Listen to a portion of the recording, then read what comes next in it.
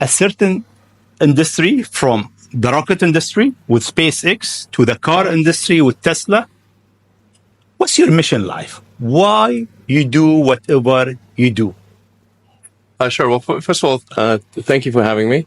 It's an honor to be here. And we're having a really, really great time with my kids in Dubai. It's really been fantastic. I'd really encourage anyone who hasn't been to visit. What a great city.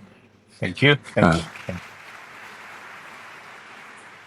And in terms of the motivations, I guess the sort of kind of a long version of the explanation, but essentially, when I was a kid, I was wondering kind of what's the meaning of life, like why are we here, what's it all about, and I came to the conclusion that what really matters is trying to understand the right questions to ask. And the more that we can increase the scope and scale of the, human consciousness, the better we are able to ask these questions. And so I think that there's certain things that are necessary to ensure that the future is good. And some of those things are, in the long term, having long-term sustainable transport and sustainable energy generation, and to be a space-faring civilization, and for humanity to be out there among the stars and be a multi-planetary species. I think being a multi-planet species and being out there among the stars is important for the long-term survival of humanity. And that's one reason, kind of like life insurance for life collectively, life as we know it. But then the part that I find personally most motivating is that it creates a sense of adventure, and it makes people excited about the future. And if you consider two futures, one where we are forever confined to Earth until eventually something terrible happens, or another future where we are out there on many planets, maybe even going beyond the solar system. I think that second version is incredibly exciting and inspiring, and there need to be reasons to get up in the morning. You know, life can't just be about solving problems. Otherwise, what's the point? There's got to be things that people find inspiring and make life worth living. So what is life for you? I mean, you look at our life, and I heard you before speaking. Is it a dream? Is it Is life a real? dream? Is it a million D? What is life for Elon Musk? I find as I get older, I find that question to be maybe more and more confusing or troubling or uncertain. I think particularly when you see the advancement of something like video games, you know, like say 40 years ago, you had video games. The most advanced video game would be like Pong, where you had like two rectangles and a dot. You're like batting it back and forth. I played it. Oh yeah, like me too. Exactly. I That's played Pong. Exactly. It sort of dates you a little bit, but yeah, we both played the same game, and that was like, wow, that was a pretty fun game at the time. But now you can see a video game that's photorealistic, almost photorealistic, and millions of people playing simultaneously, and you see where things are going with virtual reality and augmented reality. And if you extrapolate that out into the future with any rate of progress at all, like even 0.1% or something like that a year, then eventually those games will be indistinguishable from reality. They'll be so realistic, you will not be able to tell the difference between that game and the reality as we know it. And then it seems like, well, how do we know that that didn't happen in the past and that we're not in one of those games ourselves? Interesting. I mean, could be. Everything is possible in life. I mean, particularly like things seem to be accelerating to something. Isn't it? I mean, if we look at our life, see in the past 100 years, life been accelerating quite fast. Yeah. In the past 20, It's getting faster and faster. Is it more slow? So my question is really, how life will be in Earth 20, 30, 50 years from now? Our education, our transport. How do you see it? Well, I think this is one of those things that's quite difficult to predict. When you think of, say, the first controlled powered flight was 1903 with the Wright brothers. And then 66 years later, we put the first people on the moon. I mean, that if you'd ask people, say in 1900, what are the odds of, man landing on the moon, they would have said that's ridiculous. And if you try to talk to them about the internet, they would not even know what the heck what are you even talking about? Like, this sounds so crazy. But today, with a $100 device, you can video conference with anyone in the world, on the other side of the world. And if you have a Wi-Fi connection, it's basically free. Free to have an instant visual communication with anyone, or even with millions of people. With social media, you can communicate to millions of people simultaneously. You can Google something and ask any question. It's like an oracle of wisdom that you can ask almost any question and get an instant response. It would have been incredibly difficult to predict these things in the past, even the relatively recent past. So I think the one thing that we can be quite certain of is that any predictions we make today for what the future will be like in 50 years will be wrong. That's for sure. I mean, I think directionally, I can tell you what I hope the future has, as opposed to maybe what it will be, because this may just be wishful thinking. I hope we are out there on Mars and maybe beyond Mars, the moons of Jupiter. I hope we're traveling frequently throughout the solar system, perhaps preparing for missions to nearby star systems. I think all of this is possible within 50 years. And I think that'll be very exciting to do that. And I think we'll see autonomy and artificial intelligence advance tremendously. I think that's actually quite near term. My guess is in probably 10 years, it will be very unusual for cars to be built that are not fully autonomous. 10 years. 10 years from now. Yeah.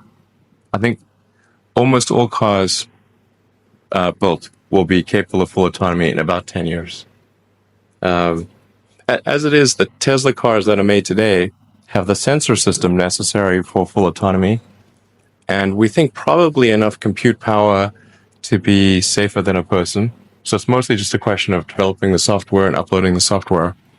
And if it turns out that that more compute power is needed, we can easily upgrade the computer. And so that's all Tesla's built since October of last year. And other manufacturers will follow and do the same thing. So getting in a car will be like getting in an elevator. You just tell it where you want to go, and it takes you there with extreme levels of safety. And that'll be normal. It'll just be normal. Like for elevators, there used to be elevator operators. You get in, there'd be a guy moving a lever. Now you just get in, you press the button, and that's taken for granted. So autonomy will be widespread. I think one of the most troubling questions is artificial intelligence. And I don't mean narrow AI, like vehicle autonomy. I would put in the narrow AI class. It's narrowly trying to achieve a certain function. But deep artificial intelligence, or what is sometimes called artificial general intelligence, where you could have AI that is much smarter than the smartest human on Earth. This, I think, is a dangerous situation. Why it is dangerous? There is two views. One view is artificial intelligence will help humanity, There is another school of thought is artificial intelligence is a threat to humanity. Why is that? Well, I think it's both. It's like one way to think of it is imagine we were going to be visited. Imagine you're very confident that we were going to be visited by super intelligent aliens in, let's say, 10 years or 20 years at the most. Super intelligent. So you think within 20 years we'll have alien on Earth? Well, digital superintelligence will be like an alien. It will be like an alien. Yeah. But my question is, do you think there is other intelligent life outside the Earth? It seems probable, but I think this is one of the great questions in physics and philosophy, is where are the aliens? Maybe they're among us. I don't know. Some people think I'm an alien. Not true. Not true. But maybe we are alien. Of course, I'd say maybe that. We are alien, Ellen. I mean, if you look at this part of the world, yeah, they believe that human beings are not from Earth. They came from somewhere else. Eve maybe. And Adam came from somewhere else to Earth. So in a way, human being alien to this land. Do you think we'll make contact with alien within the next 50 years? Well, that's a really tough one to say. I mean, if there are super intelligent aliens out there, they're probably already observing us. That would seem quite likely, and we just are not smart enough to realize it. But I can do some back of the envelope calculations, and any advanced alien civilization that was at all interested in populating the galaxy, even without exceeding the speed of light, even if you're only moving at, say, 10 or 20% of the speed of light, you could populate the entire galaxy in, let's say, 10 million years. Maybe 20 million years max. This is nothing, in the grand scheme of things. Once you said you want to die on Mars, why? I don't, to be clear, I don't want to die on Mars.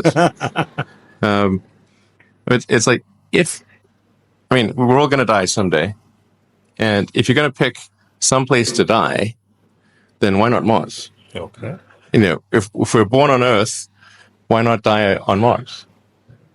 Seems like maybe it'd be kind of exciting. But so I think, given the choice of dying on Earth or dying on Mars, I'd say, yeah, sure, I'll die on Mars. But it's not some kind of Mars death wish. And if I do die on Mars, I just don't want it to be on impact. Got it. Yeah. Let's come back to Earth, actually. Okay. You tweeted that you are building a tunnel under Washington, D.C. Why? What is it? Well, it's a secret plot. Okay. Just between us. Okay. Nobody heard you? Yeah, exactly. Please keep that secret. I think this is going to sound a little. It seems like somewhat trivial or silly, but I've been saying this for many years now. But I think that the solution to urban congestion is a network of tunnels under cities. And you can, when I say, I don't mean a 2D plane of tunnels. I mean tunnels that go many levels deep. So you can always go deeper than you can go up. Like the deepest mines are taller than the tallest building. So you could have tunnels, a network of tunnels that is 20, 30, 40, 50 levels, if as many levels as you want, really. And so given that, you can overcome the congestion situation in any city in the world. The challenge is just figuring out how do you build tunnels quickly and at low cost and with high safety. So if tunneling technology can be improved to the point where you can build tunnels fast, cheap, and safe, then that would completely get rid of any traffic situations in cities. And so I think that's why I think it's an important technology. And Washington, D.C., L.A., and most of the major American cities, most major cities in the world, suffer from severe traffic issues. And it's mostly because you've got these buildings you have tall buildings that are 3D, and you have a road network that is one level. And then people generally want to go in and out of those buildings at the exact same time. So then you get the traffic jam. Let's come back to UAE and Dubai. The first time I met you, it was 4th of June 2015 at your office in SpaceX. And I asked you, would you have a presence in UAE? And your answer was, I'm busy with China.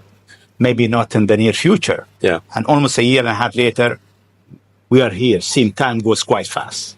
Yeah. Why now? Well, I think actually things are going reasonably well in China.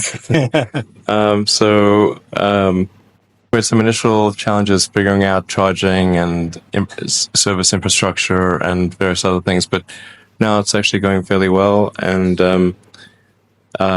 so the timing seemed to be good to really make a significant debut in this region, starting in Dubai. Okay. In your opinion, what is the new disturbing thing that will come in technology next? What's next in technology? What's next in technology? That will disturb the way we live, the way we think, the way we do business. Well, the most near-term impact from a technological standpoint is autonomous cars, like fully self-driving cars. Like I said, that's going to happen much faster than people realize. That it's going to be a great convenience to be an autonomous car, but there are many people whose jobs it is to drive. So in fact, I think it might be the single largest employer of people is driving in various forms, and so then we need to figure out new roles for what do those people do. But it will be very disruptive and very quick. Now, I should characterize what I mean by quick, because there are quick means different things to different people. There are over 2 billion vehicles in the world, approaching 2.5 billion cars and trucks in the world. The total new vehicle production capacity is about 100 million. Which makes sense because the life of a car or truck before it's finally scrapped is about 25 years. So the point at which we see full autonomy appear will not be the point at which there is massive societal upheaval, because it will take a long time to make enough autonomous vehicles to disrupt employment. So that disruption I'm talking about will take place over about 20 years.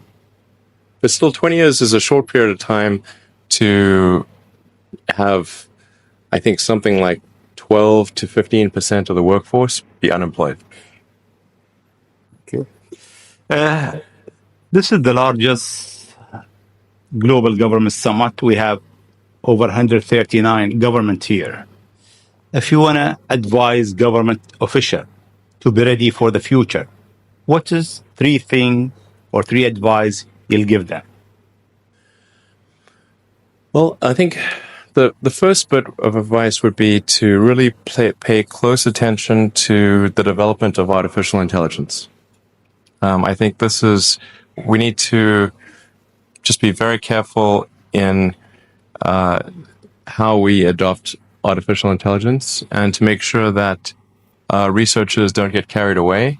Because sometimes what happens is a scientist can get so engrossed in their work, they don't necessarily realize the ramifications of what they're doing. So I think it's important for public safety that we governments keep a close eye on artificial intelligence and make sure that it does not represent a danger to the public. Let's see. Secondly, I would say we do need to think about transport in general, and there's the movement towards electric vehicles, sustainable transport. That I think that's going to be good for many reasons, but again, not something that happens immediately. That'll happen slower than the self-driving vehicles. So that's probably something that happens over 30 or 40 years, the transition to electric vehicles. So thinking about that in context, the demand for electricity will increase dramatically. So currently, in terms of total energy usage in the world, it's about 1/3 electricity, about 1/3 transport, about 1/3 heating. So over time, that will transition to almost all, not all, but predominantly electricity, which means that the demand for electricity will probably triple. So it's going to be very important to think about how do you make so much more electricity.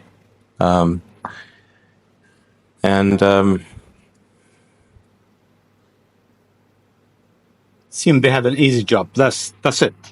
There is no more challenges for them. No, well, then I think maybe these things do play into each other a little bit. But what to do about mass unemployment? This is going to be a massive social challenge. And I think ultimately we will have to have some kind of universal basic income. I don't think we're going to have a choice. Universal basic income. Universal basic income. I think it's going to be necessary. So it means that unemployed people will be paid across the globe. Yeah. Because there is no job. Robot is taking over. There will be fewer and fewer jobs that a robot cannot do better. That's simply and I want to be clear that these are not things that I think that I wish would happen. These are simply things that I think probably will happen. And if my assessment is correct and they probably will happen, then we need to say, what are we going to do about it? And I think some kind of a universal basic income is going to be necessary. Now, the output of goods and services will be extremely high. So with automation, there will come abundance. There will be almost everything will get very cheap. I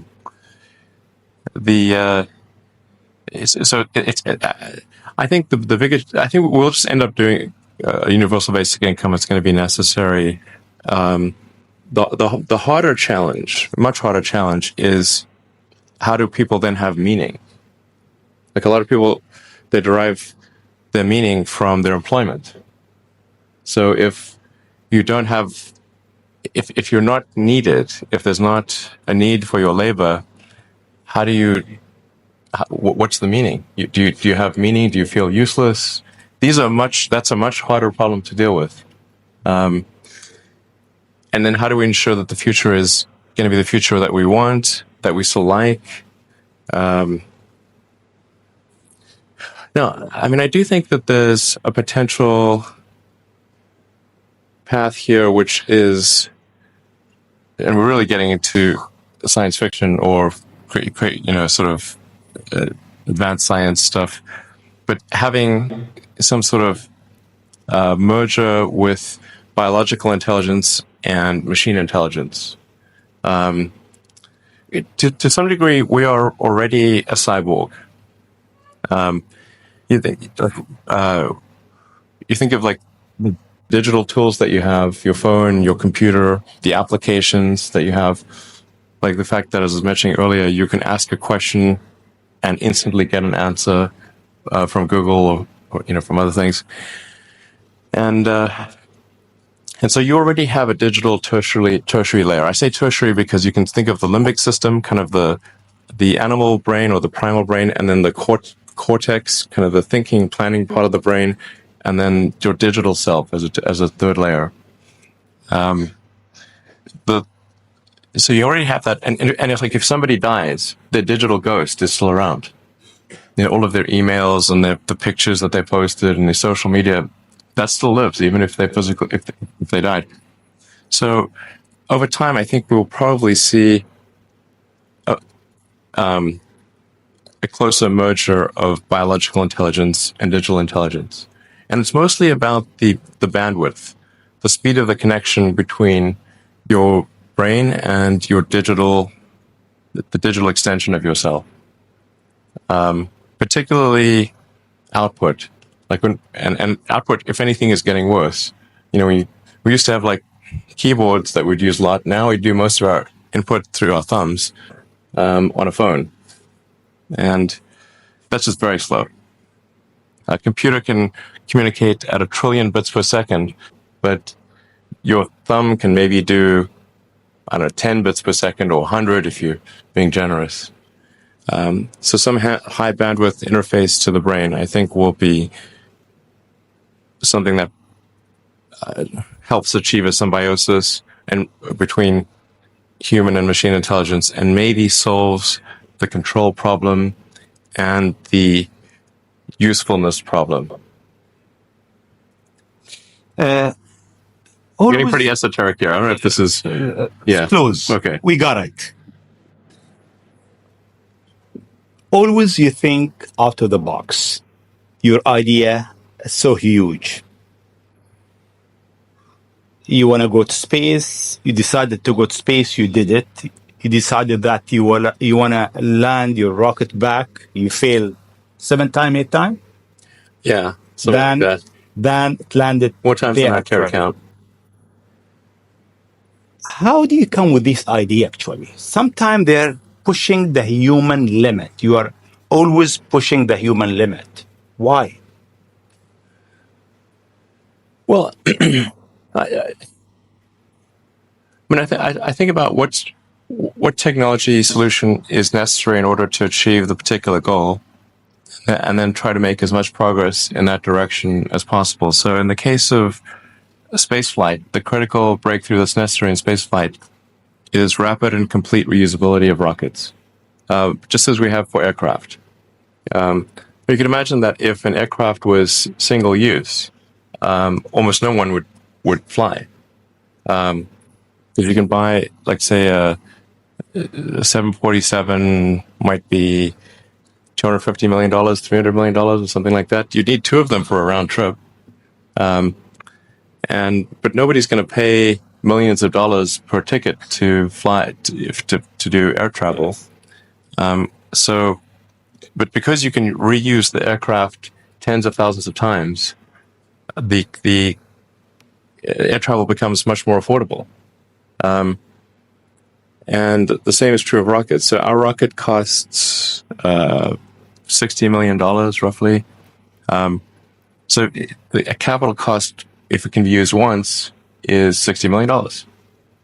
But the capital cost, if it can be used 1,000 times, is $60,000.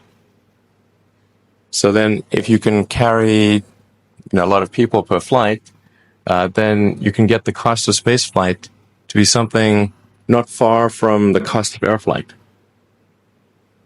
So it's extremely fundamental.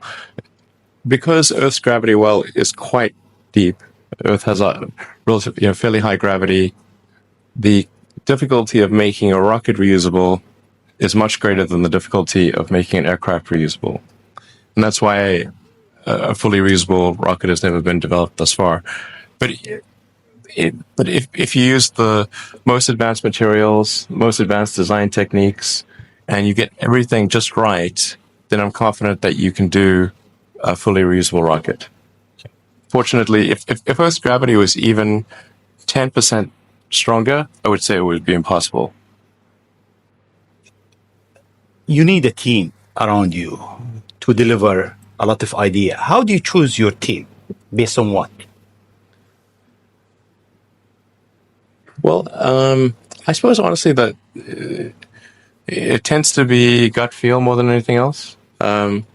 So when I interview somebody, my interview question is always the same. What do you ask? I said, tell me the story of your life and the decisions that you made along the way and why you made them. And then, and also tell me about some of the most difficult problems you worked on and how you solved them. And that question, I think, is very important because the people that really solve the problem, they know exactly how they solved it. They know the little details. And the people that pretended to solve the problem, they can maybe go one level and then they get stuck. So, what was your biggest challenge in life? Biggest challenge in life? No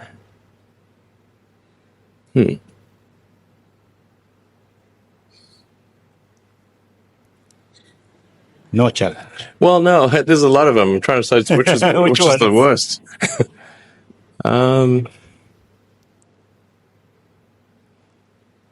I think just thinking about how to spend time.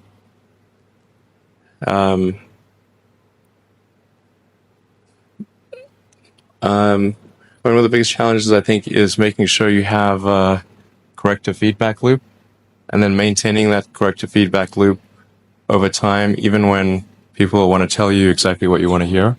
Okay. That's very difficult. Time is over. I'll ask you just one last question, Sure. if you allow me.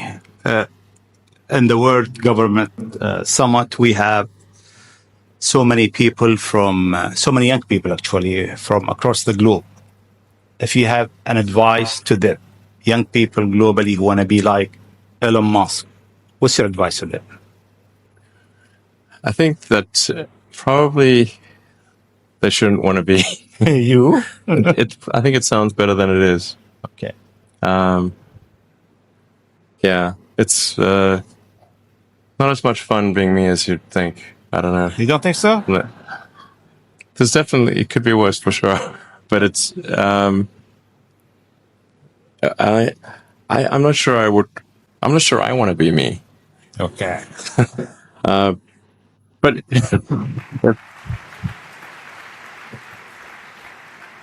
you know, I think advice. I mean, if you want to make progress in things, I think that the best analytical framework for understanding the future is physics. I'd recommend studying the thinking process around physics, like not the equations. I mean, the equations certainly they're helpful, but the way of thinking in physics is it's the best framework for understanding things that are counterintuitive. And you know, always taking the position that you are to some degree wrong, and your goal is to be less wrong over time. One of the biggest mistakes people generally make, and I'm guilty of it too, is wishful thinking. You know, like you want something to be true, even if it isn't true. And so you ignore the things that, you ignore the real truth because of what you want to be true. This is a very difficult trap to avoid. And like I said, it's certainly one that I find myself in having problems with. But if you just take that approach of you're always to some degree wrong and your goal is to be less wrong, and solicit critical feedback, particularly from friends. Like particularly friends, if somebody loves you, they want the best for you. They don't want to tell you the bad things. So you have to ask them, you know, and say, really, I really do want to know.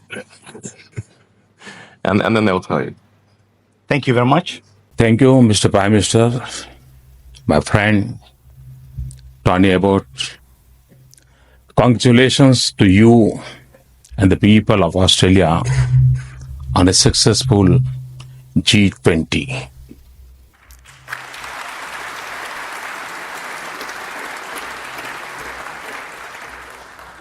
I'm the third head of the government you are listening to this week. I do not know how you are doing this. Maybe this is Prime Minister Abbott's way of circumventing you.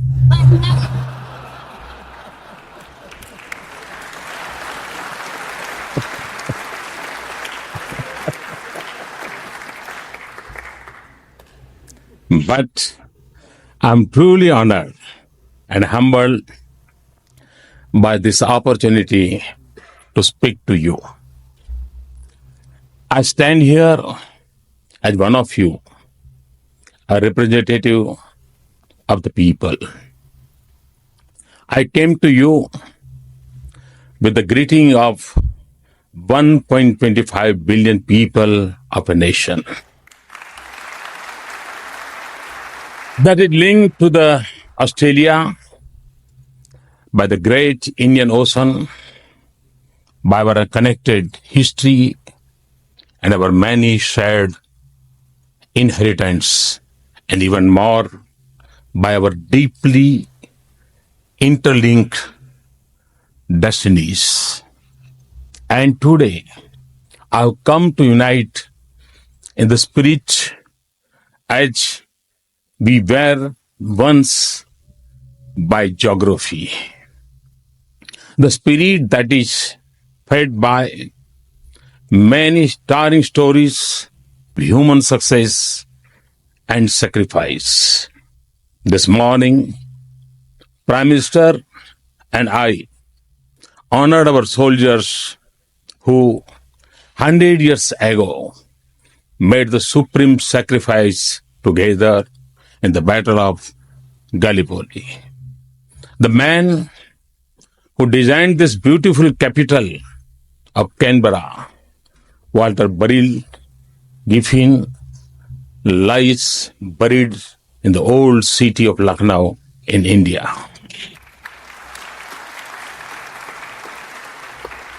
More than 150 years ago, an Australian novelist and lawyer, John Lang, fought the legal battle for a brave Indian freedom fighter, the Queen of Jhansi, Jhansi Rani Lakshmibai, against the British East India Company in India's first war of independence. He also lies buried in the Indian hill town of Mussoorie. The statue of Gandhi in Canberra is a symbol of our shared values. We celebrate the legend of Bradman and the class of Tendulkar together. We are impressed by Australian speed as you charm by the Indian spin until, of course, Shenwan came along. But above all, we are united by the ideals of democracy. Today, as I stand in this temple of democracy, I consider nations such as ours to be blessed because democracy offers the best opportunity for the human spirit to flourish. Because we have the freedom to choose, the right to speak, and the power to remove. And for us, in politics, with no option but to live with this grace. Generations of people's representatives have made Australia one of the great nations of the world today. From the vast strength of territory to the abundance of resources, nature has been generous to you. But it is the people of Australia who have made Australia what it is today. I beckon up democracy and rule of law, a nation that willingly leads the search of lost aircrafts, one of the most prosperous nations in the world, among the best in Human Development Index, a nation with some of the best cities in the world, some of the most productive farms and mines, some of its best universities and research centers, an advanced technology base, and a nation with great sporting skills. Australia evokes images not just of immense beauty, but also of a great quality of life. Today, its cities are alive with the richness of this world's diversity, and it is home to 450,000 Indians who are as proud to be part of Australia as they are of their Indian heritage. Honorable members, there was a time when for many of us, Australia was a distant land on the southern edge of the world. Today, the world sees Australia to be at the heart of the Asia-Pacific and Indian Ocean region. This dynamic region holds the key to this world's future, and Australia is at its crossroad.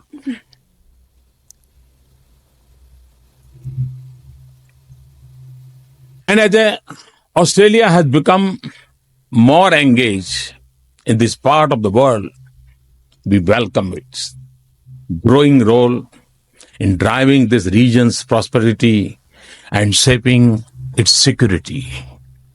Because we in India seek the same future for this world, we also see Australia as a vital partner in India's quest for progress and prosperity. There are few countries in this world where we see so much synergy as we do in Australia. India, a nation of more than a billion seeking development.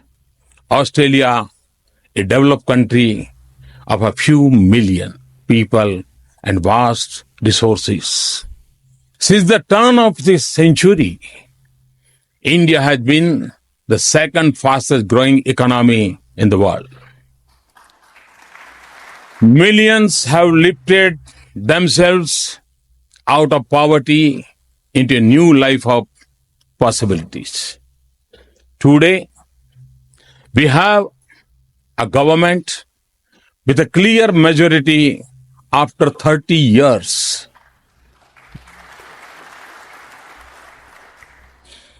From the remotest village to the biggest cities, there is a new high tide of hope in India, a new energy.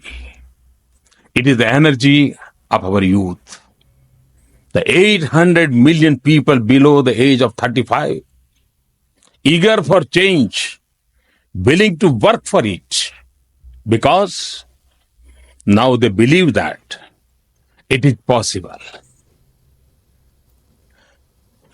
that they can make it happen. It is this force of transformation that will unleash. In these 6 months that we have been in office, we have moved forward thinking with ambition, acting with speed, seeking growth, not just for growth, but to transform the quality of life of every Indian. I see Australia as a major partner in every area of our national priority, providing skills and education to our youth, a roof over every head, and electricity in every household, the most affordable health care for the most difficult disease, the next generation of infrastructure that does not take a toll on our environment, energy that does not cause our glaciers to melt, clean coal and gas, renewable energy or fuel for nuclear power. Cities that are smart, sustainable, and livable. Villages that offer opportunities. Agriculture that yields more, and farms that are better connected to markets. Practices and technology that save water. We have a new mission for turning Made in India into a global name, just as computer in India is. But we want to find new pathways to prosperity, not simply travel down the roads of the previous century. Much of India's future cities and infrastructure is yet to be built. And so we have a unique opportunity to make our choices now. And in every sector, agriculture, food processing, mining, infrastructure, finance, and technology, energy, from providing funds and resources to technology and expertise. Working as partners and investors, Australia has immense opportunities to participate in India's progress.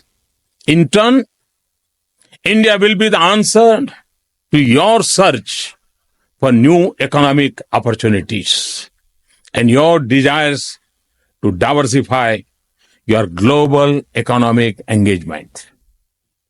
Your source for world-class skills at home or for a manufacturing location abroad. India's development, demography, and demand provide a unique long-term opportunity for Australia, and all in the familiar framework of democracy. There is no other example of this nature in the world. Indian investors too are coming here in growing numbers and commitments. Honorable members, this is an age rich in promises, but also filled with challenges. We can only pursue our dreams if we have the confidence that our cities are safe, our nations are secure, our region is stable, and our world is peaceful. This vast region has many unsettled questions and new challenges. Historical differences persist despite growing interdependence. The ocean are our lifelines, but we worry about the access and security in our part of the world more than ever before. Our region has seen huge progress on the foundation of peace and stability, but we cannot take this for granted. Preserving it will be the most important task in the region. India and Australia can play their part in it by expanding our security cooperation and deepening our international partnerships in the region.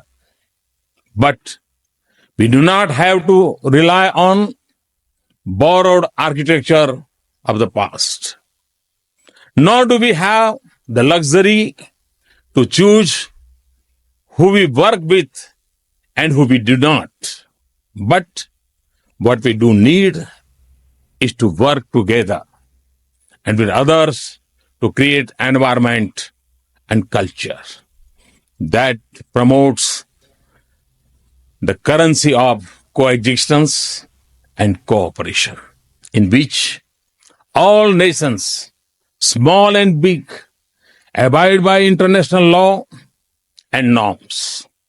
Even when they have bitter disputes, we should collaborate more on maintaining maritime security.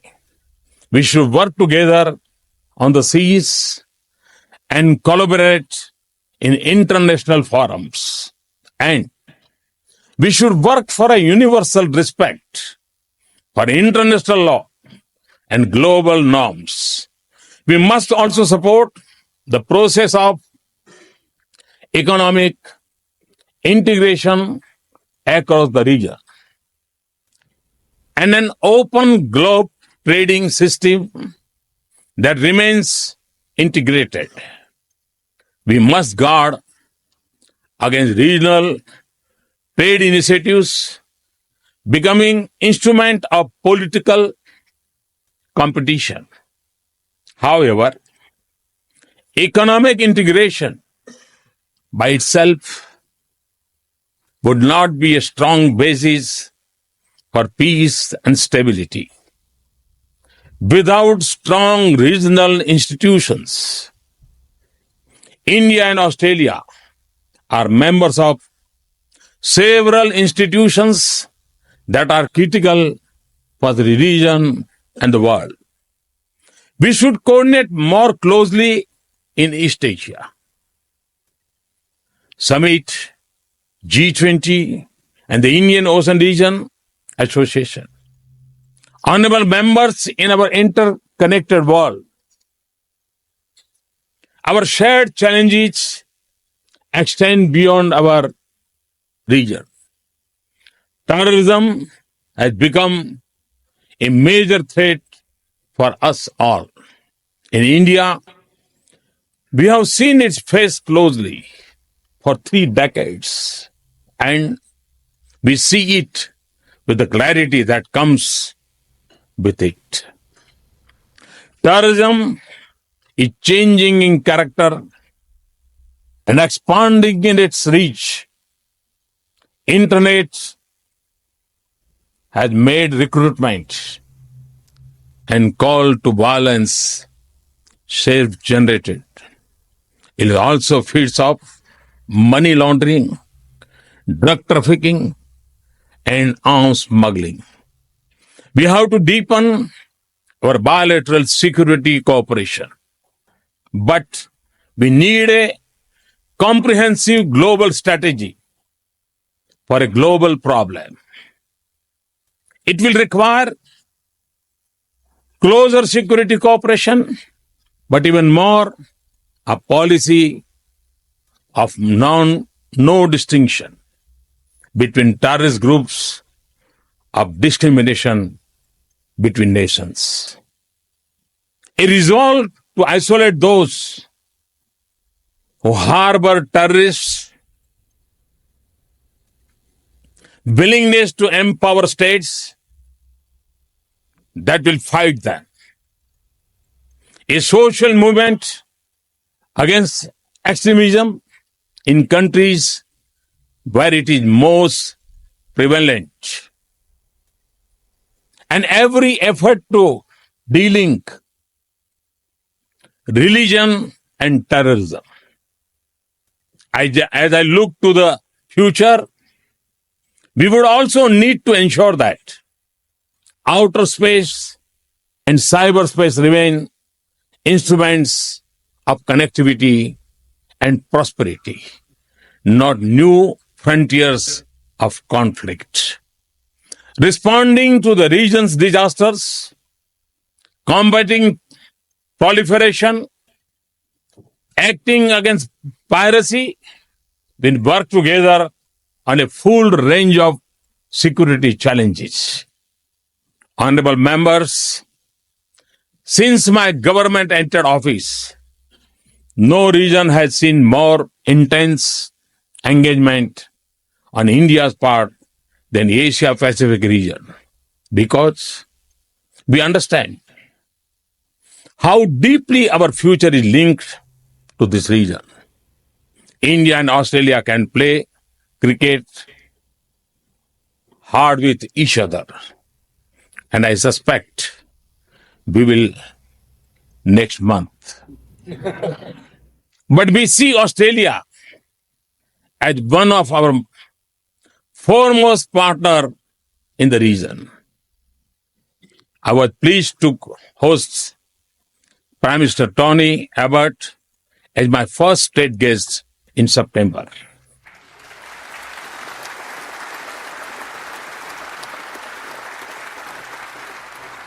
It has taken a Prime Minister of India 28 years to come to Australia. It should never have been so. And this will change. Australia will not be at the periphery of our vision, but at the center of our thoughts. So we stand together at a moment of enormous opportunity and great responsibility. I see a great future of prosperity, partnership between India and Australia, and a shared commitment to realize it. Prime Minister Abbott started us on this new journey. In September, I've come here to set our two countries more firmly on that course. With your help and with the help of the great people of India and Australia, I wish you the best for hosting great and successful World Cricket early next year. The organizer, and rose to be president, you understand the power of moving people along, even people who aren't necessarily on your bus when you start. Talk to us a little bit about how you think of movements around the world and the power of those now, and what leaders can learn from them. Well, I'd make a couple of observations. Number one is that most big change, most human progress is driven by young people who don't know any better and figure, why can't we do something different? Old people get comfortable or cranky or protective of their status or set in their ways. There's a reason why, if you look at, for example, here in the United States, the civil rights movement, the leaders of those movements were in their 20s. Dr. King was 26 when he started, 39 when he was killed. And if you canvass the world, oftentimes that is the impetus. People asking in ways that I think are familiar to many, not why not, or not why, but why not? Why do things have to be the way they are? So that's point number one, that young people, I think, can make an enormous difference. Number two is that because most of us now either live in democracies or countries that purport to be democracies, because we have won the battle of ideas that says governments and our common efforts have to be rooted in the legitimacy of people. There is more power than ever in people being able to band together and collectively push for initiatives that are going to make change in their lives. That's something that for most of human history was unimaginable. That is one of the amazing transitions that has taken place. And you will notice that even in autocracies today, there is the, at least the pretense of democracy, because people believe that governments that are rooted in people are more legitimate. And that's a battle we won and now have to make real wherever we can. That's point number 2. Point number 3 is simple math. In most places, if you want to get something done, whether it's a smarter climate change policy or healthcare for people or more funding for girls' education, you've got to have a majority of people supporting it. You got to have votes. You have to have the allocation of resources, and that requires mobilization and a game of addition rather than subtraction. So, and the fourth point I would make would be the internet now has turbocharged the capacity for us to develop movements in ways that we had not imagined before. Now, the last thing I'll say, so that I don't sound like I'm still in the U.S. Senate and filibustering, is I guess a smaller point, but a profound one that I tried to reinforce with my staff at every level of my public work and continue to do to this day. I actually think organizing, mobilizing, starting movements starts with a story.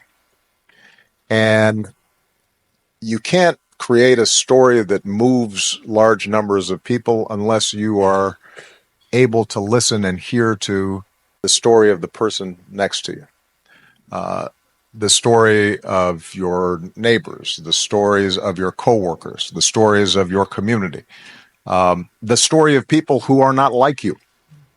And so one of the things that I think is important is for us to learn how to listen to each other and learn how it is that we came to be who we are, think the way we do, because that understanding of other people's stories is how you end up ultimately forging bonds and creating the glue that creates movements.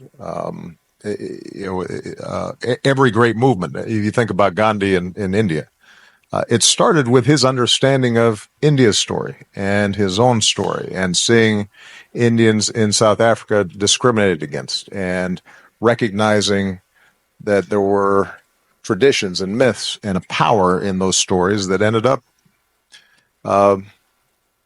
driving out the most powerful empire on earth. It wasn't guns. And increasingly that will be the case. And certainly that will be the case if we want to move forward the sustainable development goals that we're talking about. Is we've got to be able to tell a story not only to big donors or politicians, but also to, for example, people here in the United States who may feel like, look, I've got my own problems. Why should I be worrying about somebody on the other side of the world? Yeah, I have to say, when we got into philanthropy and particularly studied global health, we were stunned at the progress. We'd had no idea. Right. And it's kind of amazing if you ask even very well-educated people, what's happened with vaccination, what's happened with HIV. They don't know the positive story. And a little bit the news is always going to focus on the setbacks because that's what happened that day. The gradual progress doesn't fit that paradigm. And even people who raise money for these causes, I have to say, sometimes even some of the material we create is talking about the piece that remains as though it it's never improved. Do you have any thoughts on how we get this more positive sense of progress going, and how we would get that word out? Well, look, you're talking to somebody who for 7 years tried to get the word out that things were going pretty good, and nobody, at least about 40% of the country, didn't believe me until I was gone, and then suddenly they believed it and they said things are great. So with that caveat, I'd make a couple observations. One, you're right, Bill. There is the nature of the media, and maybe just the human brain, is to fasten on what's wrong, not on what's right. And I'm not sure we're going to be able to change that, right? Visual displays of a fire are much more interesting than just a building sitting there. And so the fire is going to make the news. The building sitting there nicely and people are walking their dogs in front of it and stuff, that will not make the news. So I don't think that we can count on conventional media necessarily to spread the word. This is, though, where the power of the internet has not, I think, been harnessed the way it needs to be, particularly when we think about young people and young audiences. Malia and Sasha consume information differently than I do. And I think that those of us who've been involved with policy work are still putting out these reports with pie charts and this and that, and that's not interesting to them. But stories and visual representations of progress can go viral. There's a hunger for it. It's just that we don't systematically think about it. And so I think when the three of us were talking a while back, I mentioned that one of the areas that I'm deeply interested in is how do we build sort of a digital platform whereby people can go to find out what's happening that is moving the progress on issues and then activates them. Because I heard somebody, I think it was maybe Trevor, saying an important point. I'm very interested in how online communities can move offline. How this incredible power to convene through hashtags and tweets and this and that and the other eventually leads to people meeting each other and talking to each other. And I think that we have not fully tapped that as a way of spreading the word about progress that has been made. I also think it is important for us to put some friendly pressure on leaders to tell good stories and to make sure that we don't that we aren't so rigid in our partisanship or ideologies that we are not willing to acknowledge and share when somebody who might be of a different political persuasion has done something really good, even if it runs contrary to our short-term political interests. I mean, I always used to say, as big as the differences were between me and my predecessor, George W. Bush, that what his administration initiated with PEPFAR was a singularly important achievement that we needed to sustain and build on. And I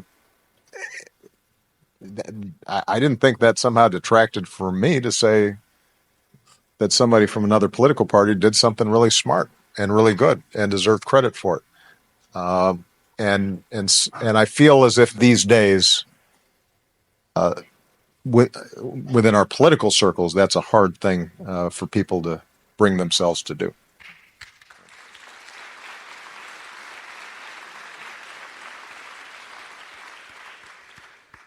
One of the things that Bill and I had the great privilege of doing when you were in the White House late in your presidency was spending a little bit of casual time on a Saturday night. And your daughters were in and out of your home, Malia and Sasha.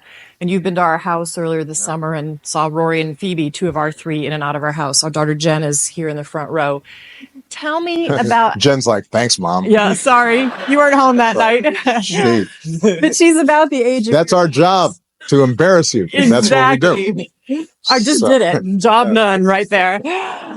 But, Jen's about the age of your girls, a little bit older. But how have you and Michelle thought about talking to your children about being leaders in the world and taking up this mantle of what needs to be done in the world? Well, what we've tried to communicate their entire lives is that each of us has responsibility. When they were small, the responsibilities were small. Like, say when you want to go potty. And then as you get older, your responsibilities grow. But part of what we, I think, try to communicate is that being responsible is an enormous privilege. That's what marks you as a fully grown human, is that other people rely on you, that you have influence, that you can make your mark, that if you do something well, that will improve other people's lives, that the kinds of values that we've tried to instill, many of them your basic homespun values like kindness and consideration and empathy and hard work, that those are tools by which you can shape the world around you in a way that feels good.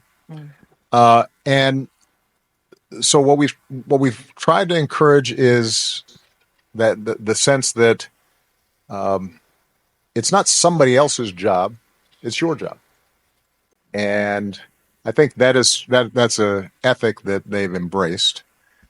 Now they will choose to participate in different ways because they have different temperaments, different strengths. I think one of the mistakes that we sometimes make is to think that there's just one way of making a difference or being involved. If you are a brilliant engineer, you don't have to make a speech. You can create an app that allows an amplification or the scaling up of something that is really powerful. If you are somebody who likes to care for people, you don't have to go out and lead the protest march. You can mentor some kids or work at a local health clinic that is going to make a difference. So there are a lot of different ways in which to make a contribution, and we try to emphasize that to them as well. And then the third thing that we try to encourage is what I mentioned in my earlier remarks, which is that you have to be persistent. I always tell people that my early work as a community organizer in Chicago taught me an incredible amount, but I didn't set the world on fire. I got some public parks for communities that needed them. I started some after-school programs. We helped set up a job training program for people who had been laid off of work, but those communities weren't suddenly transformed. They still had huge problems. But I took that experience and then I was able to build on it. And I think so often we get impatient because change does not look as if sometimes it's not as discernible or immediate or impactful as we had imagined in our minds, and we get disappointed. and we get frustrated. And for me, by the way, that's advice in life and not just in social change. I assume occasionally there was a bug in the software build. Every now and then. Every once in a while, and we got to patch it again. This is annoying. But that's how. I read a little differently than that. I wasn't known for my patience. Yeah. I didn't hear, oh darn. Bill, did you have one last question? Yeah. So this week, part of the reason we're all in New York is the United Nations is meeting. And, so many of these global institutions that were created right after World War II, World Bank, World Health Organization, UNICEF, they've been key partners for many of these causes. And yet, there is definitely a cynicism about their bureaucracy, their efficiency, and their ability to change. In fact, with very few exceptions like Global Fund and Gavi, we haven't had any new ones. So over the next 10 or 20 years, do you think these global institutions, in terms of reform or creating new ones, for pandemics and climate change, can they step up to play the role we need them to play? Well, let me first of all say that the biggest problems we confront, no one nation is going to be able to solve on its own. Not even a nation as powerful as the United States of America. There are times during my presidency where I was attacked for not claiming that we could go on our own, as if that was an expression of weakness. No, I believe that the United States is, in fact, an indispensable nation, and that many of the initiatives and much of the progress that we've made could not have been done unless we underwrote those efforts. And I'll use as an example of our handling of Ebola, which in retrospect, I think a lot of historians would argue was one of the, if not the most effective emergency public health intervention in history. We had to create the architecture and the infrastructure and send our military in to create runways where the Chinese could then land planes to deliver goods. And we had to provide guarantees to the Europeans so that if they sent health workers, they could feel some assurance that they could be medevaced out if they got infected. So I take great pride in what the United States can do, but if we're talking about climate change or global migration spurred on by drought or famine or ethnic conflicts, we're not going to be able to solve those things by ourselves. And as you indicated, Bill, if we get an airborne pandemic, unlike a slow disease that's difficult to transmit like Ebola, if we haven't built ahead of time some structures to deal with this, millions of people could be adversely impacted. So number one, you have to start with the premise and believe that multilateral institutions and efforts are important. And you don't have to cede all your sovereignty, or it doesn't make you less patriotic to believe that. You just have to have some sense and read. So that's point number one. Point number two is that, in fact, there are problems with existing multilateral institutions. Not surprisingly, they were designed post-World War II for the most part, and they couldn't have anticipated everything that's happened. There is bureaucracy and inertia and resistance to reform. So it is important for every country, every leader, to be honest about the need for reform and not simply think narrowly about, well, I want to keep certain numbers of slots or votes or this or that, at least on many of the issues where there shouldn't be a big ideological controversy. Look, reforming the Security Council, that's something that goes to core geopolitical interests and is a huge, difficult, and perhaps unachievable goal anytime soon.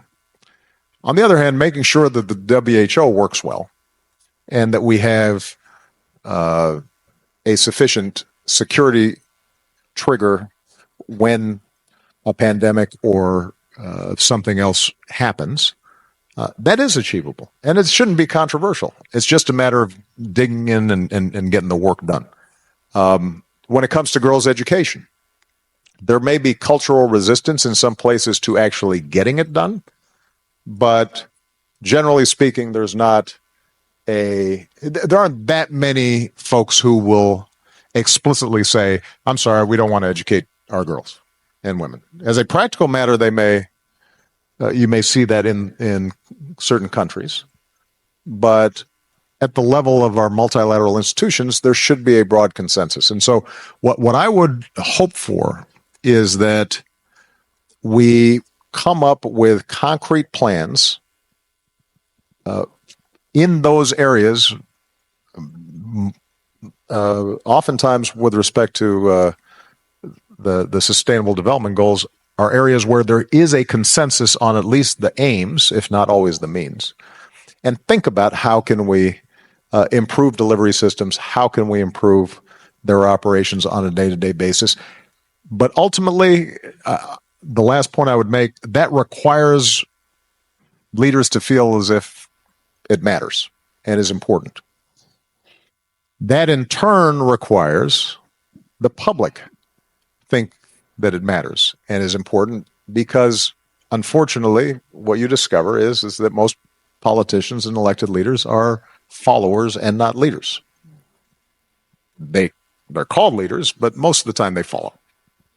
They see what do their constituencies care about, and they respond. And one of the biggest challenges that we've had is that, and I speak most intimately about the United States, the general public responds with enormous generosity when they see a specific story of a child who's hungry, or somebody who's been stricken by a flood. But when it comes to just a general knowledge or interest in development funding, not only do they not know much, but they oftentimes have a negative reaction, because their view is, we've got a lot of needs here at home. Why are we sending money overseas? Sadly, it is one of the only areas where Democrats and Republicans agree in the United States is on foreign aid. And repeatedly, you've seen public opinion surveys where people wildly overestimate what we spend on foreign aid. They think 25% of the federal budget is going to foreign aid and helping people other than folks in their towns and their communities. So the need for public education in the ways we talked about, that promote, that tell a good story, that point out that this is actually a bargain, that connect what we do with respect to development to security, not in a perfect correlation, but to say that, look, if you've got failed states, then generally some of that's going to spill over on us. If you have economies that are failing, ironically, if you are concerned about immigration and mass migration, it's really a good investment to make countries work so that people can eat, because then it's not like they're dying to get on a dinghy and float across an ocean. If the country where they were born and they loved was functioning. So thinking about ways in which we describe this both as an economic imperative, a environmental imperative, a security imperative. The more we can influence public opinion, the more you'll see politicians respond. That doesn't mean that there is not an enormous role to play for NGOs, philanthropy, and so forth. But, and I've said this to both Bill and Melinda, even with the incredible generosity and enormous skill with which they've deployed their resources over the years, the U.S. budget's still bigger. Absolutely. A lot bigger. And a lot. You know, this notion that you can, that I hear sometimes from young people, that you can work around government and work around politics because it's too messy or it's corrupt or it's, you know, I just don't like those folks or what have you. I'm sorry, guys, that's not going to work. If you want to get done what you're talking about, you will have to combine effective philanthropy and technical know-how and smart policy engineering with getting your hands dirty, trying to change public opinion and trying to ensure that the people who are in charge of the levers of power are responsive. And that will require work, and I guarantee you will be disappointed at points. But what a glorious thing it is to be responsible for saving the world. That's your response. Dear Tina, my fellow co-host, the entire Women in the World team, esteemed guest, ladies and gentlemen. Thank you, Tina, for that generous introduction. You are a true icon of women's empowerment. Your work on how women can bring about transformational change in the world is truly amazing. The Women in the World Summit surely stands out as a lighthouse for millions of women across the world. It is indeed a privilege to be here today on the same platform as some of the most accomplished women from India and from around the world. To speak after such wonderful women can sometimes be overwhelming, but let me try. Why do I support women?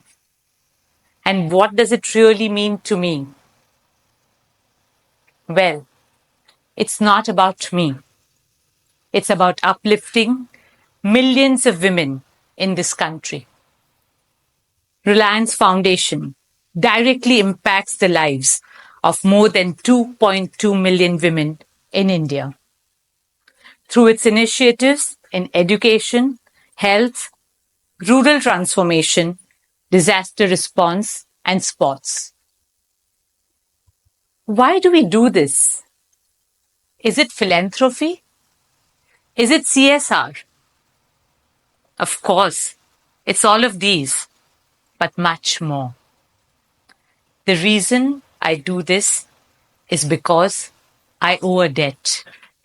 A debt I will go far and deep to repay. All I'm doing is focusing on how soon and how well I can repay this debt. Allow me to explain what I mean. I was born in a family of 11 girls and 1 boy, a joint family. We were proud to grow up in a house that was free of gender bias. We were fortunate to be groomed as self-reliant, educated, free-willed, and disciplined children. I was interested in dance, so I pursued it and trained in Bharatanatyam. After my graduation, I wanted to teach, so I joined a school and started working as a teacher. When I was getting married, the only precondition I had was that I would continue working even after marriage. In my story, I had access to education, healthcare, and the opportunity to work. Most importantly, I could make my own choices for myself because of an environment and outlook that encouraged and enabled me. Unfortunately, millions of women don't have access to basic things like healthcare, water, sanitation, and education. Then there are those who, despite having all these, have no access to employment. And above all, they don't have the power to make their own choices. In India, women are discriminated against even before they are born. 700,000 girls are killed in the womb. And from there onwards, it's an uphill struggle for girls. The opportunity funnel just keeps on getting narrower and narrower for them. Over 1 million children below the age of 5 are lost each year, of which 300,000 die on the first day of life itself. Worst, a majority of them are girls. As a mother myself, I find this very painful to accept. Girls are neglected when unwell and not given priority for medical treatment in the family as compared to boys, leading to high infant mortality rates. More than 50% of girls fail to enroll to schools. Large number of girls drop out of school at puberty. One of the main reasons being the lack of separate toilets for them. Nearly 45% of girls in India get married before the age of 18. 70% of women are not part of the workforce. All these numbers paint a grim picture. We could have been one of these statistics. This could have been you. It could have been me. Yes, my story could easily have been just like theirs.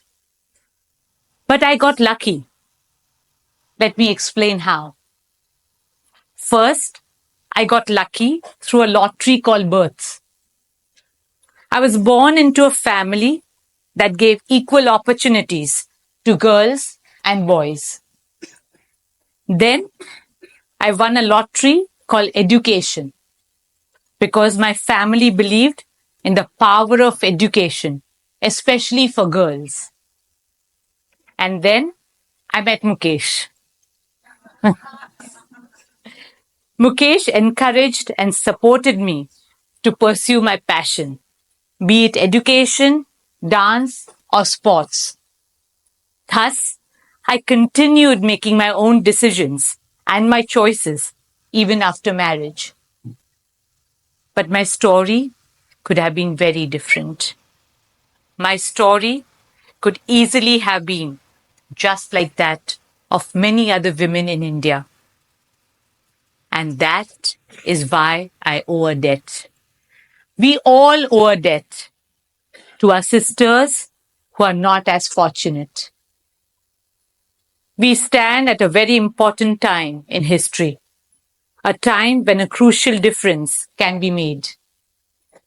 In about a decade, India will have the largest number of women in any country in the world. What kind of an India and what kind of a world do we want for ourselves and our children? A world where women lag behind is not only an unequal world, it's an unjust world, it's an unfair world. And we cannot accept a world like that. Can the world be different from what it looks like today? I believe it's quite possible. India has a rich tradition of worshipping goddesses. We worship Goddess Saraswati for knowledge, Goddess Lakshmi for wealth, Goddess Durga who destroys all evil. We also have a proud history of women leaders from all walks of life, from Jhansi Ki Rani to Indira Gandhi to Mother Teresa and many others. These women make us believe in a world with possibilities. A world where women have equal opportunities. A world that is better not just for women, but for everyone. According to IMF, if the number of women who join the workforce in India were to increase to the level of men, India's GDP would grow by 27%. It is clear, empowered Indian women means a stronger and a better India. My work in India's poorest villages with women have shown me that we can change the story of Indian women. Take Vajaben. Vajaben is from Netrang, one of the poorest villages in Gujarat. On our first visit to that village, we were struck by the extreme misery. Farms lay barren. People and children were malnourished. Even a simple meal was beyond their means. Then I met Vajaben. Her father was bedridden, and she was a single mother of 3 young children. For them, life was a real struggle. Yet there was something different about her. In her eyes was a determination to fight her circumstances. Our foundation wanted to help, and our philosophy is to enable people to help themselves. So we helped and assisted Vajaben to set up a nutrition garden. Within 3 months, the garden was producing more than 200 kilograms of vegetables a month. She was now self-reliant, but she didn't stop there. Vajaben motivated other women from her village to set up similar gardens and helped them also to earn an income out of it. In a male-dominated community, she rallied other women around her to transform her own village. Soon Vajaben was elected as the president of the Village Farmers Association. Today, thanks to Vajaben, there are 44 nutrition gardens in Netrang. No child goes to bed hungry or is malnourished. Every child goes to an Anganwadi for their well-being and education. I would like to believe there's a Vajaben in every village in India. We need to find them and empower them. They will do the rest. Another example that comes to my mind is Prakash Kaur from Jalandhar. She comes from the state which has the highest rates of female infanticide in India. Unwanted girls are thrown into garbage dumps, abandoned on railway tracks or river banks. Prakash ji started picking up these girls and gave them a home and became their mother. Today, she runs a unique home where she's a mother to 70 abandoned girls. Prakash ji gave these little girls a new life where their own parents wished them deaths. When I met her at Unique Home, what really touched my heart was a compassion when she told me, I have not adopted these girls. They are my real daughters. Some of these girls are well-educated teenagers today, and one of them is even studying to be a doctor. True to her name, Prakash is spreading light and hope. These stories tell us that women can make a huge difference.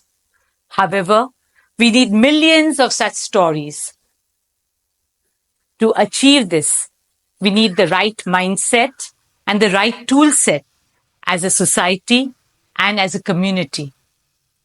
When I see people in this room and the commitment to women's empowerment, I know the future looks bright. When I look at Prakash Kaur and Vajaben and hundreds of courageous women like them, I know there's hope. Ultimately, supporting women is all about repaying the debt I owe to my sisters. It's all about ensuring that Vajaben and Prakash Kaur are not exceptions, but they become the norm. Supporting women is neither CSR or philanthropy. It is our moral responsibility to support an idea of a better world, a world with equal opportunities, a world where women inspire the whole of humanity, a world where women can make their own choices, and a world where India is at the forefront of that change. Let us together achieve the dream of that beautiful world. It's time for action. Together, let's make that dream real. Thank you. Let's see. Yeah, the AI, right? You want to start on AI. Yeah. It is okay. Great. AI. Yeah. Actually, I'm told that does AI mean love? There's like a name AI. It sort of sounds a bit like love. Yeah, AI. I hate the word AI called artificial intelligence. I call it Alibaba intelligence. Yeah. Might end up being true. You never know. I think generally people underestimate the capability of AI. They sort of think like it's a smart human, but it's really much. It's going to be much more than that. It'll be much smarter than the smartest human. Yeah, it'll be like, if like, can a chimpanzee really understand humans? Not really. We just seem like strange aliens. They mostly just care about other chimpanzees, and this will be how it is, more or less, in a relative. In fact, if the difference is only that small, that would be amazing. Probably it's much greater. So, the biggest mistake that I see artificial intelligence researchers making is assuming that they're intelligent. Yeah, they're not compared to AI.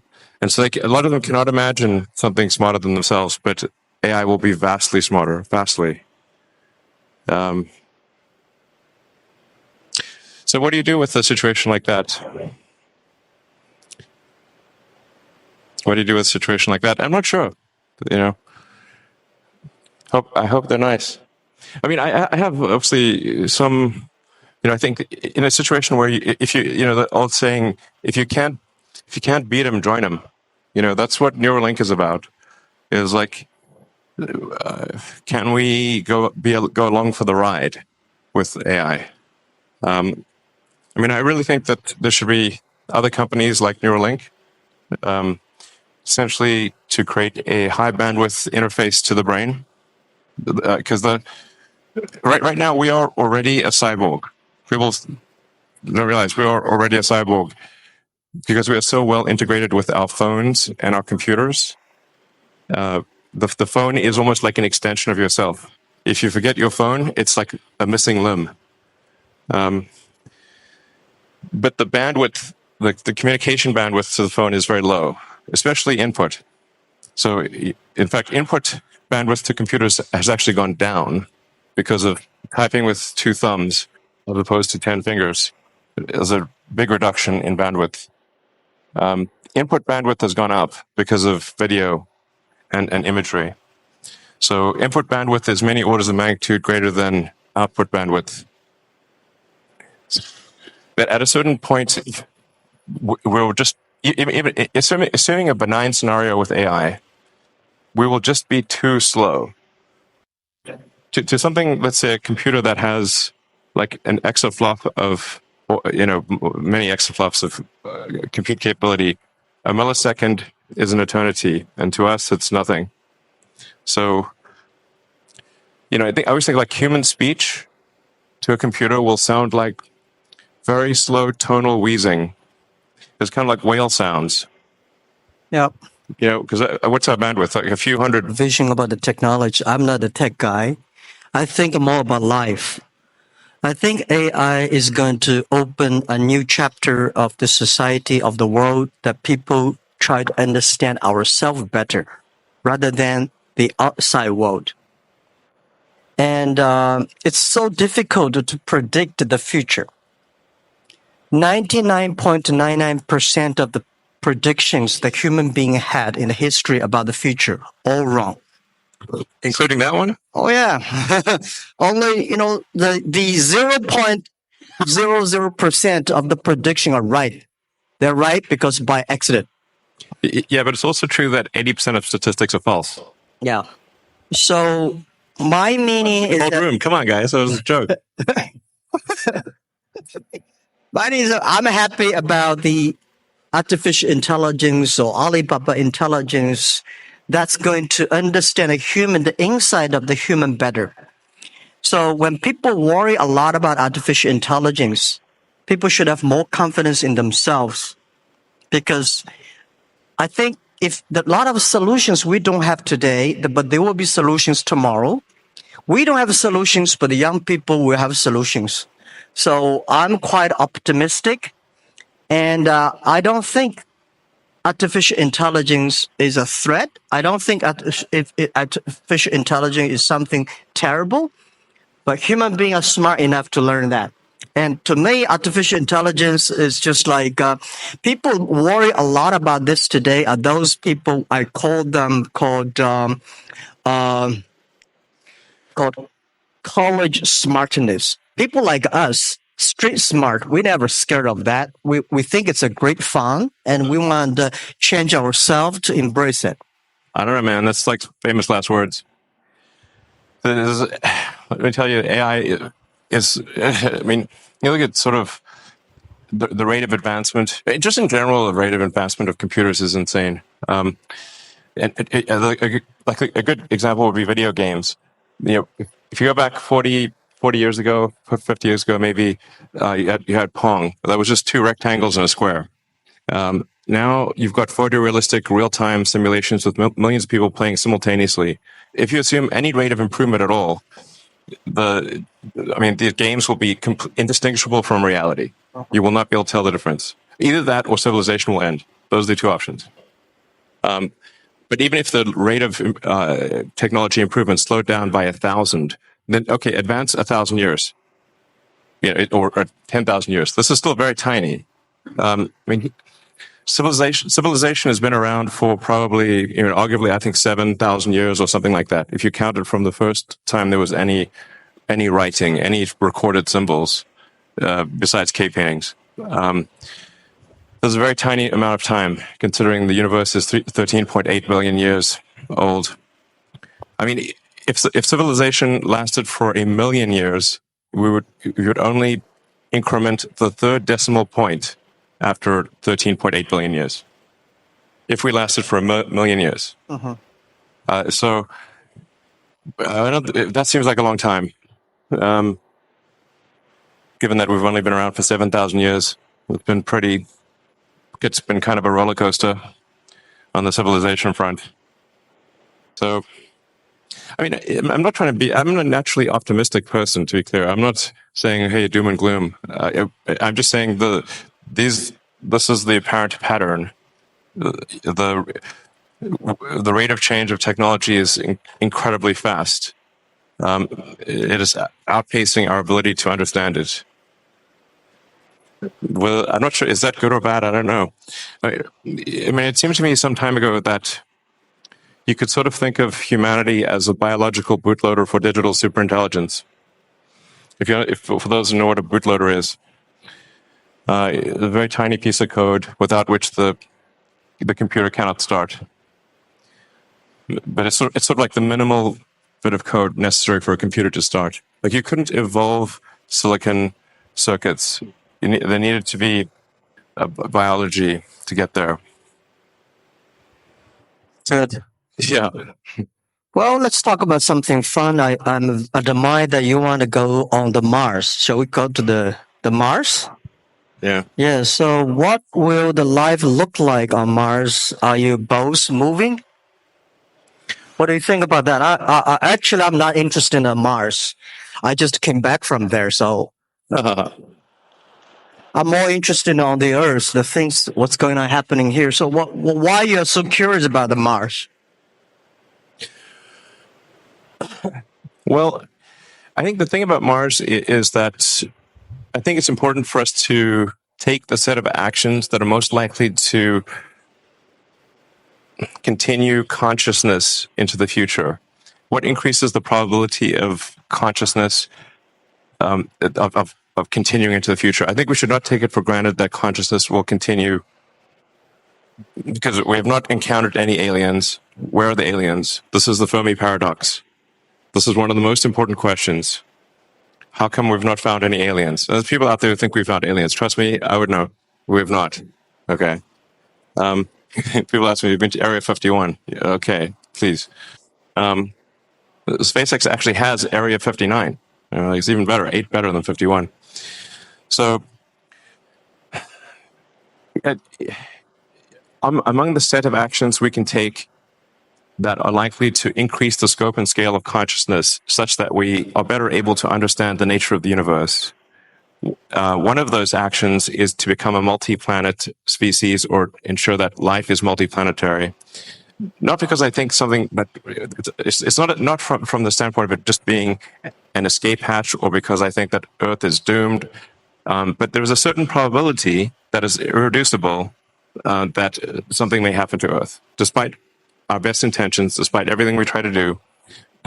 There's a probability at a certain point that some either external force or some internal unforced error causes civilization to be destroyed, or sufficiently impaired such that it can no longer extend to another planet. It's hard to say. Like, put another way, this is the first time in the 4.5 billion year history of Earth that it's been possible to extend life beyond Earth. Before this, it was not possible. How long will this window be open? It may be open for a long time, or it may be open for a short time. I think it would be wise to assume that it is open for a short time, and then let us secure the future of consciousness, such that the light of consciousness is not extinguished. And we should try to do this as quickly as possible. That's my view. Good. It's so difficult to secure the future of the Earth, but we can secure the future of next 100 years. I'm not the person that I admire your courage for explore the Mars, but I admire a lot of people spend efforts on improving the Earth.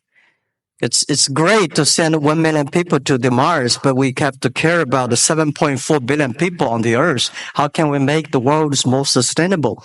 And I'm not that fond of the Mars because I think it's easy to go to the Mars when you go on the top of the hills of the building. Just one step, you go to Mars, but you will never be able to come back. Yeah, So that's not how it works, though. And also, Don't do it. yeah, I hate to go to Himalayas too. I mean, when you climb on I think someday I will go there when the elevator is ready. I will go there, have a look. But I think people spending more time on the Earth, think about because no matter how long the civilization of the human beings will be, like 1 million or 2 million or 500,000 years, but we only have 100 years. So we cannot solve all the problems for future, but we have to be responsible for the future, but we should care more about how we can enjoy better. My view is that by the artificial intelligence or AI, when human beings understand ourselves better, then we can improve the world better.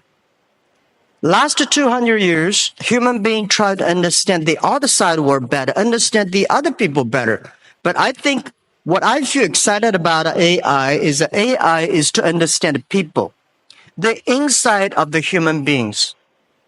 The Earth, I heard you're going to dig a tunnel in deep in the earth, which is amazing. I think, anyhow, every time when I read the news about you are interested in the outside space, I look at you with great respect. We need heroes like you, but we need more heroes like us, working hard on the earth, improving things every day. That's what I want. Sure. I mean, to be clear, I'm very pro-Earth. Yeah. Great. That sounds great. To be clear, I'm very pro-Earth. When I say, us becoming a multi-planet species or making life extending life beyond Earth, expanding the scope and scale of consciousness, from a resource standpoint, I'm talking about less than 1% of Earth's resources should be dedicated to making life multiplanetary or making consciousness multiplanetary. So, I think it should be like somewhere in between how much we spend on lipstick and how much we spend on healthcare. Like that, things like for the preservation of consciousness, we should spend maybe slightly more than we spend on cosmetics. That's my, and I'm pro cosmetics. I like it. They're great. But there's probably worth spending, I don't know, somewhere like at least 0.5% of Earth's GDP on extending life to be multiplanetary. Maybe 1%, I'd say, seems like a good use of resources. And within 19, we have like 2 orders of magnitude more resources spent on Earth. So it's not like it's, somehow going to fundamentally impair Earth. If like I said, just 1% of Earth resources on that order should be enough to make life multiplanetary. Seems like a wise investment for the future. And obviously I spend a lot of my time on sustainable energy with Tesla, with, electric cars and solar and batteries and that kind of thing. And, I'm really excited to be here in Shanghai for the Shanghai Gigafactory, which is, I think, the Tesla China team has done an amazing job, really mind-blowing. Like, I've just astounded by how good the job is, and how much progress has been made. And I think it's a good story for the world, and to say, like, look how much progress you can make in China. This is extremely impressive. Like, my hat is off. You guys rock. So, I've never seen anything built so fast in my life before, to be totally frank. I've seen some crazy things. So, I think it's like, I really think China is the future. That's very impressive. And there's also some great progress on entrepreneurial rocket companies in China as well. I believe 2 have made orbit, and it's very difficult, very hard to make orbit. Achieving orbit, I have great respect. But it's very hard. You want to pick up another topic? Sure. Yeah. Jobs? Am I pick it? Jobs. The jobs or life? Jobs. Sure, anything. Sure. Okay. So what new jobs will be created because of AI, or has the change already started? What do you think? I think why we need that many jobs. Sure. Right? My view is that the jobs, actually every technology revolution, people start to worry. Right? Last 200 years, we worry about the new technology going to take away all the jobs. Actually, we made a lot of jobs. Second, because of the industrial revolution, job created a lot of jobs. What I think is the next 20, 30 years, human being will live much longer. The life science technology is going to make people live probably 100, 120 years. That may not be a good thing because you get a grandfather's grandfather still working hard. But the challenge is, my question, why should we have a lot of jobs? I think people should work 3 days a week, 4 hours a day. When we have electricity, the power of electricity is that we make people more time. So you can go to the karaoke in the evening, you can go to dancing party in the evening. So people, because of electricity, people have more time. I think because of artificial intelligence, people will have more time enjoy being human beings. In your life, in my life, I think I visited probably 300 cities in my life. My father visited 30 cities. My grandfather would visit only 3 cities. So my grandchildren probably will visit 3,000 cities all his life. He's always on the Tesla. He's always on the robots, always traveling around. So I don't think we need a lot of jobs. At that time, the jobs we need is make people happier, make people experience the life, enjoy the human beings. So I don't worry about the jobs a lot. First, we're going to have a lot of jobs. Second, we don't need a lot of jobs. Third, there's a very interesting thing, because we'll probably talk about life. In the agriculture period, average age is like 30, 35 years old. In the industrial period, technology revolution, people can live 70 years. So in the artificial intelligence period, people can live 120 years, that's I think. Now the problem comes. When people's life is getting better, people don't want to have children. When your grandfather is there, you don't want to have children. At that time, we are going to have a lot of jobs with nobody, old guys. For sure, you will not be happy, or you were happy, because when your grandfather said, "Oh, I need to work tomorrow," then that's a disaster. So, sure. But we should be ready that we are going to enter into the era that everybody can live 120 years. And we have more new problems that come up. So that's my view about jobs. Don't worry about it. We will have jobs. Yeah. I think that, so if you're working on something that involves people or engineering, it's probably a good approach. Art, of course. Yeah. Like I said, I think we're going to have to figure out this Neuralink situation. Otherwise, we will be left behind. It's very important we do this quickly. I think we don't have much time. We don't have much time for what? We don't have much time to solve the Neuralink. Yeah. Yeah, it's just, man, I think of technology and technology awareness. It's like if there was a topological map, technology awareness, it's mostly flat with a few short buildings and then some very tall spires. And unless you're on that very tall spire, it's not obvious what the topology is. Yeah. I never worry about the things that I cannot solve. I let other people to solve it. Sure. If nobody can solve it, just let it be. That's my life. Oh, let's talk about education. I'm quite interested about education. Can we? Yeah. So what knowledge or skills will be useful to master the future? Do you have any advice for young professionals who want to pursue a career in AI? Young professionals. I don't think we will have professionals on AI in the future. Well, I worry a lot about, people worry about jobs, but I worry about education. All the education systems, the things we teach our kids, the way we teach our kids are mainly designed for the industrial period. And I'm sure the machine will be much cleverer than human beings in the future. How can human beings do better? Human beings should be smarter. Human beings should be wiser. So how can we be human beings to be wiser or smarter?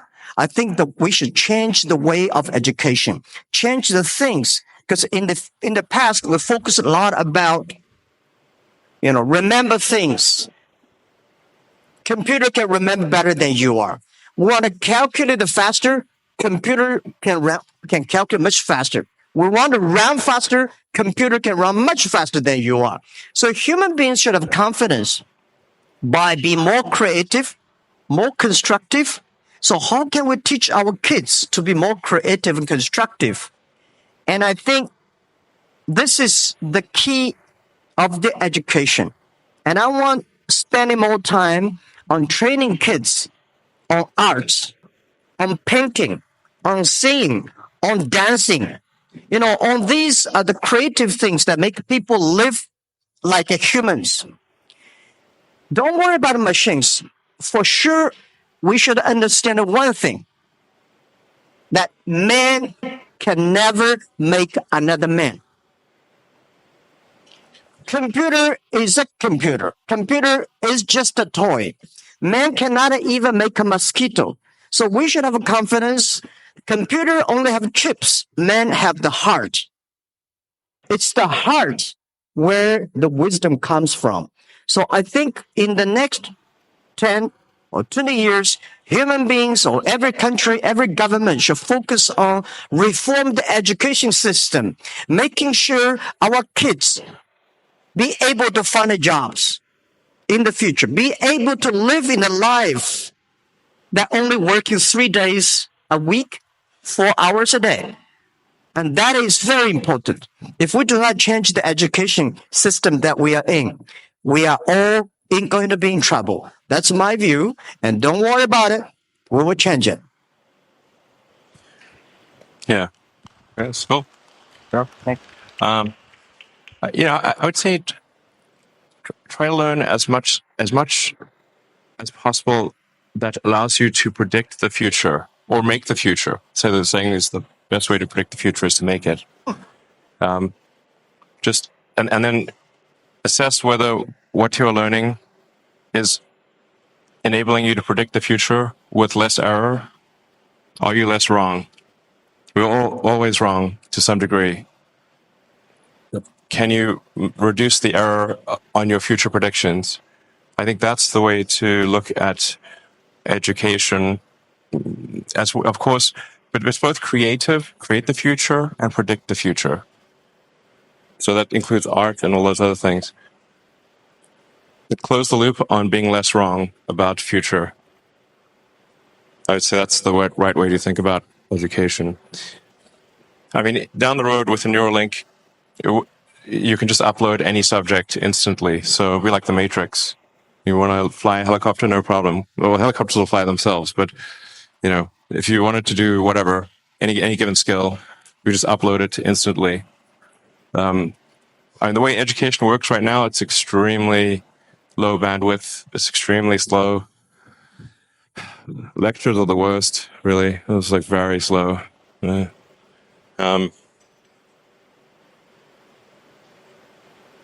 Yeah, just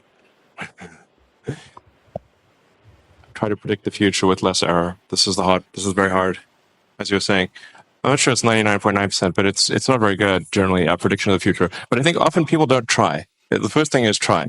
If you don't try, okay, you got to try, and then adjust based on the error of your prior predictions.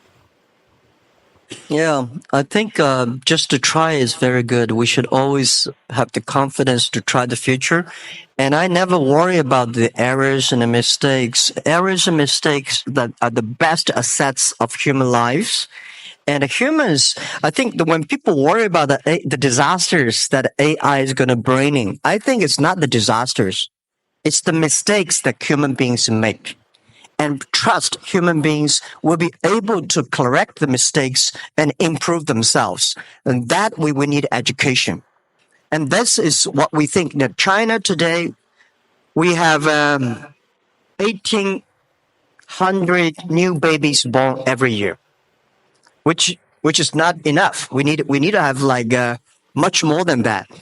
But I think the best resources of the human beings on the best resources on the earth are not the coals, not the oil, not the electricity. It's the human brains. How can we make the human brains more creative, constructive? How can we making sure that the machines are always the toys and tools of humans rather than the control? So I never in my life, and especially last 2 years where people talk about AI, say human being will be controlled by machines. I never think about that. I think it's impossible, right? It's impossible because Because human beings, they are different. Machines are invented by human beings. And according to the science, right, humans can never create another animal that is smarter than humans. Especially when you have so many smart people, it's impossible to make another smart people. I very much disagree with that. Okay. Yeah. That's good. Yeah. The first thing we should assume is that we are very dumb, and we can definitely make things smarter than ourselves. I mean, they didn't used to be humans, right? So our early civilization was very primitive. We didn't have any technology really. We're just like running around, trying to not get eaten or just trying to survive a winter. Now we have like heating and we grow food. This is all new stuff. So, things have obviously gotten way more smarter than the past, way smarter. So that's going to continue. We are not the last step in evolution. So the most important thing, like I said, the most important mistake I see smart people making is assuming that they're smart. They're not. Yeah. So give me example, what the animals or things that a human being made that is smarter than human beings? Well, computers actually are already much smarter than people on so many dimensions. We just keep moving the goalposts. So we used to think, like, for example, being good at chess was an example of a smart human. And then Kasparov was crushed by Deep Blue in 97. That was a long time ago. 22 years. I mean, right now your cell phone could crush the world champion at chess. Literally. Go used to be thought of as something that humans were better at than computers.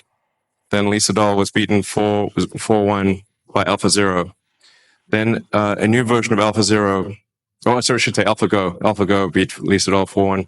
Then there's AlphaZero. AlphaZero crushed AlphaGo 100-0. Now it's just pointless because it just keeps playing itself. Humans are trying to play a computer Go is like trying to fight Zeus. It's not going to work. Hopeless. We're hopelessly inadequate. In terms of rendering, basically, there's just a smaller and smaller corner of intellectual pursuits that humans are better than computers, and that every year it gets smaller and smaller, and soon we will be far, far surpassed in every single way, guaranteed. Okay. Or civilization will end. Those are the two possibilities. Okay. My view is that computer may be clever, but human beings are much smarter. Yeah, definitely not. Clever is very academic, is knowledge driven. Smarter is experience driven. Computer is smart, is clever. It's human being. We invented a computer. I never see a computer invented a human being. This is my first point. Second point is that about a Go play chess. It's stupid to compete with a computer on play Go. Just like 100 years ago, when human beings created cars. So human beings said, I can run faster than a car. It's impossible. It's only stupid people to compete with a car who run faster. Go is designed for human to play with human. Right? The chess is designed for human to human. Why should a human to fight against a computer? So I never ever play chess or Go with computer. I'll be happy to see two computers fight each other. I'm not interested in play Go with chess. So I told those guys, they are very sad. So, computer will be smarter than human beings because computer can play chess better. I think you are stupid to compete with that. Don't do that. So this is, we always do things we are good at. Sure. Okay. Well, what would be an example of something that humans are better than a computer at? And then let's see if that happens. Well, computer is only one of the clever tools that human created. And computers are clever, but there will be more tools that human beings will create much clever than computers. That's my view.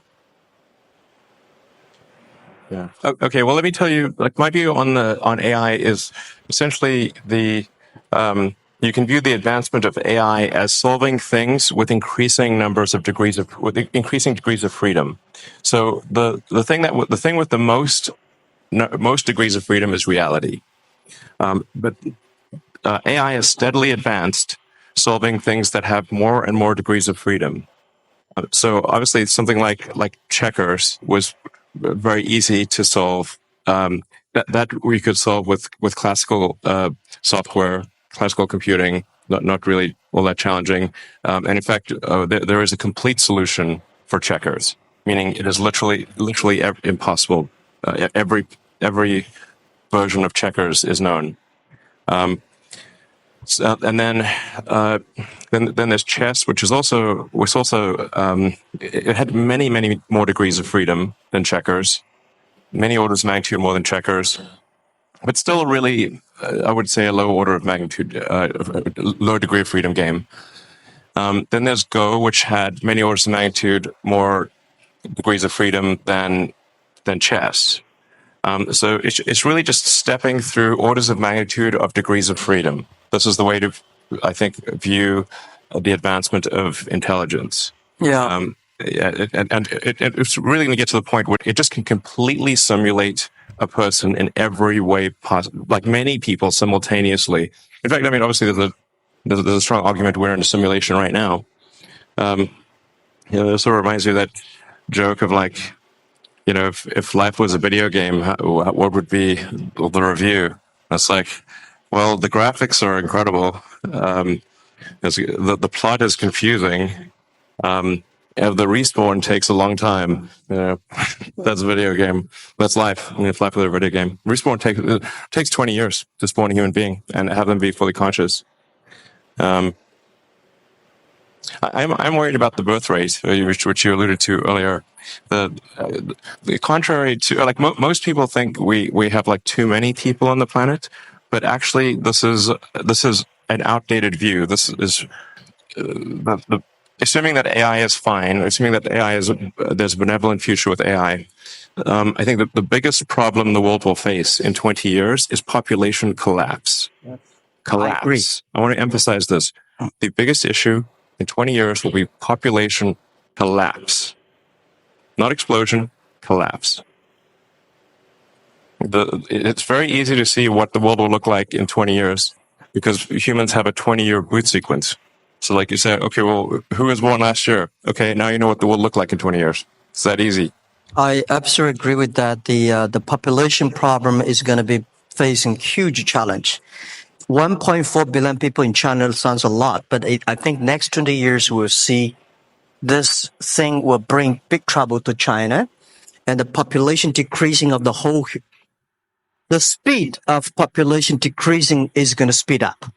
Yeah. And you call it collapse. I agree with accelerating collapse. Accelerating collapse. And then the common rebuttal is like, well, what about immigration? Like, from where? Yeah, you want to go to space, the Mars. The Mars will immigrate. Yeah, Mars needs people. Here, like Mars needs people. Mars needs people. There's zero people there right now. So right now it's a machine planet. There's only some robots there. This is something that we should pay special attention. That's why the 18 million new babies born in China, which was less than only 1% or something. We should spend more time to create these people and treat life better. But also, I think about the AI. There's another thing which in our company, AI, we call Alibaba Intelligence because we think when things with order, with things with logic, machine can always do better. AI can do better. But if things without order, without logic, human being can do better. For example, when you love somebody, there's no reason normally. I just love him or just love her. I have no reason. But when I hate somebody, when I want to do bad things on somebody, there's a logic. And when there's a logic, I can do better. what we do on our end financing, we teach machine all the bad things that bad guys want to do. Machine can learn quickly and arrest all the bad guys immediately. But when you want to do good things, not necessarily. AI means love. That's absolutely right. So that is why the AIs, if the AI can bring love, which I call it in the past, if you are a successful person, you have to be the EQ and IQ, right? In the future, if you want to survive in this world, you have to be the LQ, the Q of love. That's important too.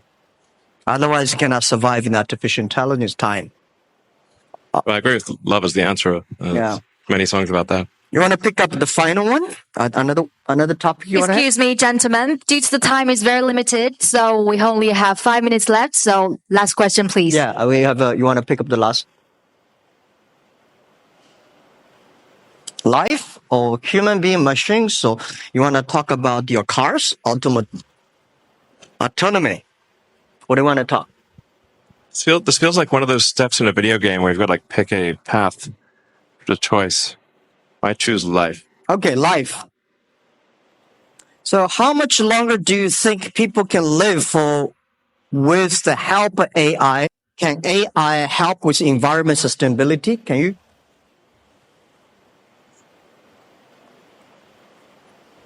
Well, I think, first of all, I think humans will solve environmental sustainability. I do not mean to suggest complacency or that we just take it easy. In fact, this is a self-fulfilling or unfulfilling prophecy.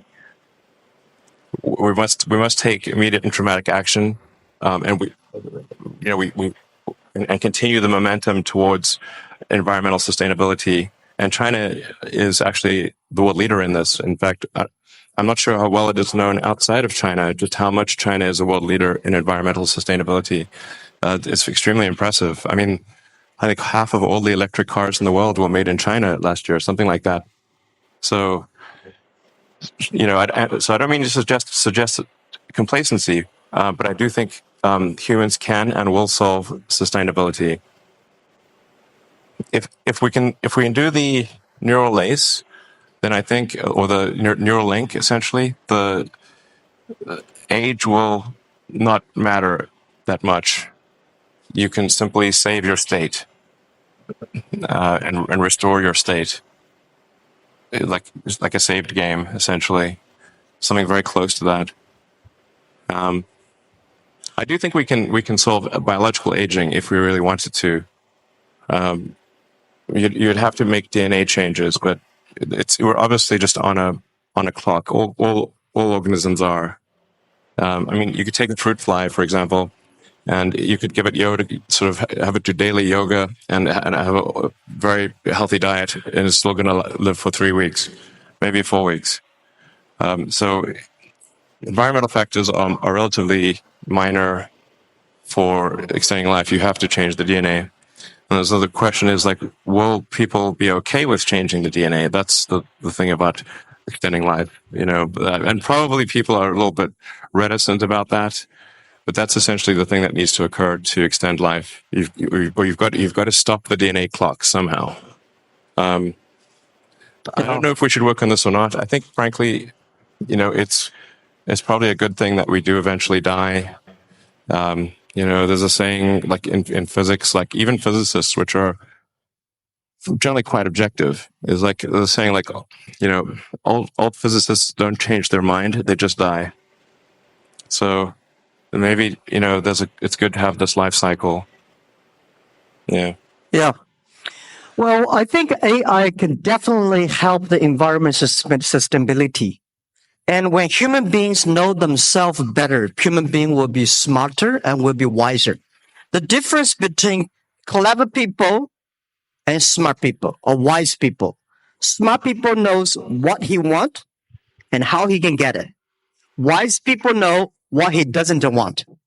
So when human beings using artificial intelligence, they will understand themselves better. And I think there will be millions of ways people will live in a healthy earth and protect the healthier. The reason why I want to stay in this earth, I want to work on this earth, I want to do anything I can to help this earth to better. Because even, go to the space is great, but if we can spend that resources just to focus on helping pick up the garbage from the oceans, that thing is more difficult than to go to the Mars. But artificial intelligence can help us achieving that and solve the problems. And the second, a human being can live better, can live longer. But what we need is not only live longer, we want to live healthier. How can we live healthier? It's to understand us better. Most of the disease are caused by our behavior. So I think I'm 100% sure people will live longer. People will live healthier, but may not necessarily live happier. If you want to be happier, human beings should focus on the value, the vision, and the mission, and always have the dreams. And I don't want people love the technology and put them dreams on the technology. I think technology should be with dreams. It's not technology change the world. It's the dreams behind the technology that change the world. So my hope is that anything we can do is to improve this world, to helping 7.4 billion people live better and live healthier. And this is all about our world.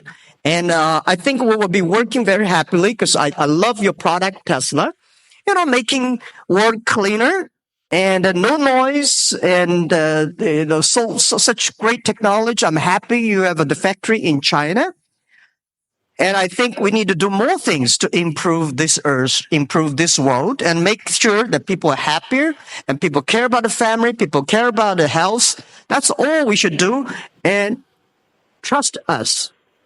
Trust the human beings and trust young people. Let's take responsibility for today, but let's not take away all the solutions for tomorrow. It's great human beings make mistakes. It's great human beings learn from mistakes. It's great to die. That's probably true. Thank you. Yeah, you cannot live long. I just yeah. Let me ask one thing. For me, I was born as a child. What about you? Were you born as a child? Everyone is born as child. And I was born free. What about you? Childhood is the best gift of God. It's divine. Freedom is the best gift of God. It is divine.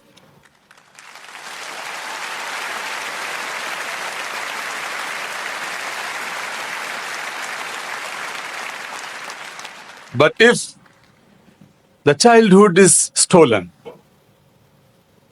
if the freedom is stolen and robbed off, it is the sin. It is the sin against divinity, is the sin against God.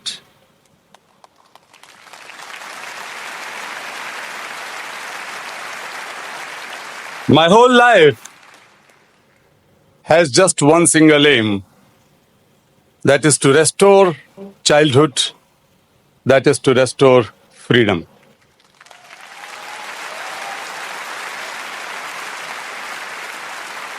Childhood is non-negotiable, no compromise. Freedom is non-negotiable, no compromise. And I also believe that if childhood is lost in one part of the world, the childhood of the entire humanity is lost. If freedom is robbed off in one part of the world, then we cannot say that the world is free. No problem in the world can be seen and can be solved in isolation. We are so interconnected. My humble appeal to you that let us connect the world, let us unite the world Let us beginning unite the world in a different way. And that different way is to begin through the compassion for our children.